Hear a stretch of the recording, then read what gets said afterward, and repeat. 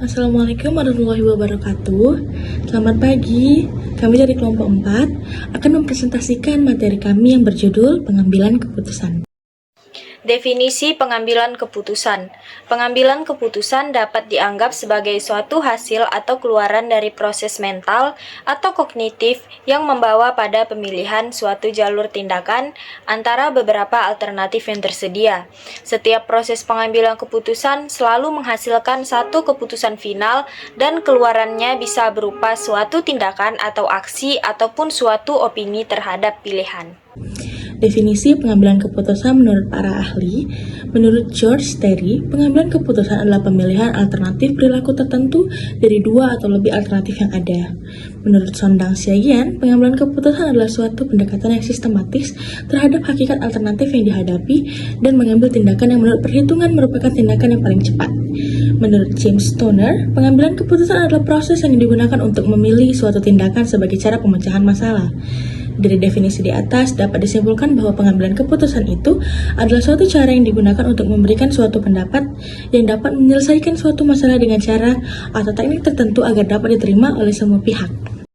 Dasar pengambilan keputusan. Menurut George R. Terry, dasar-dasar pengambilan keputusan adalah 1. Intuisi. Intuisi adalah suatu proses bawah sadar atau tidak sadar yang timbul atau tercipta akibat pengalaman yang terseleksi. Pengambilan keputusan yang berdasarkan atas intuisi atau perasaan memiliki sifat subjektif sehingga mudah terpengaruh. Pengambilan keputusan berdasarkan pengalaman memiliki manfaat bagi pengetahuan praktis, karena pengalaman bagi seseorang dapat memperkirakan keadaan sesuatu, dapat memperhitungkan untung ruginya, baik buruknya, keputusan yang akan dihasilkan. Karena pengalaman, seseorang yang menduga masalahnya walaupun hanya dengan melihat sepintas saja, mungkin sudah dapat menduga cara penyelesaiannya. Ketiga, fakta. Pengambilan keputusan berdasarkan fakta dapat memberikan keputusan yang sehat, solid, dan baik. Dengan fakta, maka tingkat kepercayaan terhadap pengambilan keputusan dapat lebih tinggi, sehingga orang dapat menerima keputusan-keputusan yang dibuat dengan rela dan lapang dada. 4. Wewenang. Pengambilan keputusan berdasarkan wewenang biasanya dilakukan oleh pimpinan terhadap bawahannya atau orang yang lebih tinggi kedudukannya. 5. Rasional. Pengambilan keputusan berdasarkan rasional. Keputusan yang dihasilkan bersifat objektif, logis, lebih transparan, konsisten untuk memaksimumkan hasil atau nilai dalam batas kendala tertentu, sehingga dapat dikatakan mendekati kebenaran atau sesuai dengan apa yang diinginkan. Jenis-jenis keputusan dalam organisasi. Jenis keputusan dalam sebuah organisasi dapat digolongkan berdasarkan banyaknya waktu yang diperlukan untuk mengambil keputusan tersebut. Bagaimana organisasi harus dapat melibatkan dalam mengambil keputusan dan pada bagian organisasi mana keputusan tersebut difokuskan. Secara garis besar, jenis keputusan terbagi menjadi dua bagian, yaitu yang pertama, keputusan rutin. Keputusan rutin adalah keputusan yang sifatnya rutin dan berulang-ulang, serta biasanya telah dikembangkan untuk mengendalikannya. Yang kedua, keputusan tidak rutin, yaitu adalah keputusan yang diambil pada saat-saat khusus dan tidak bersifat rutin. Pengambilan keputusan. Menurut Terry 1989, faktor-faktor yang harus diperhatikan dalam mengambil keputusan adalah sebagai berikut.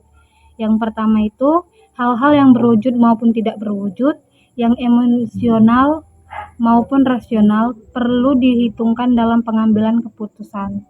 Yang kedua, ada setiap keputusan nantinya harus dapat dijadikan bahan untuk mencapai tujuan organisasi.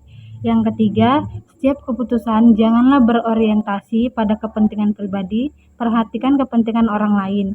Dan yang keempat, jarang sekali ada satu pilihan yang memuaskan.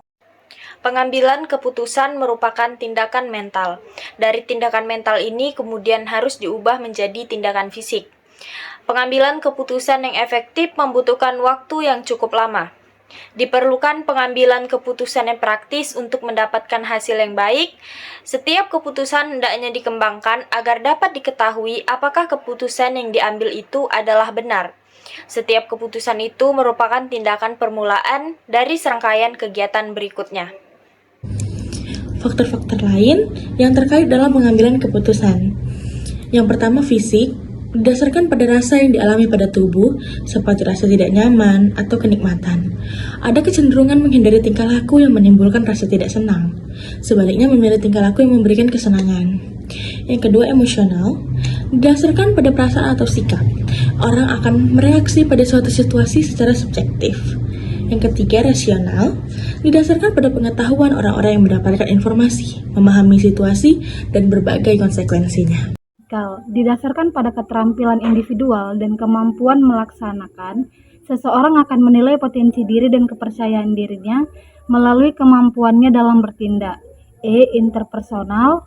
Didasarkan pada pengaruh jaringan sosial yang ada, hubungan antar satu orang ke orang lainnya dapat memengaruhi tindakan individual. Dan ada struktural.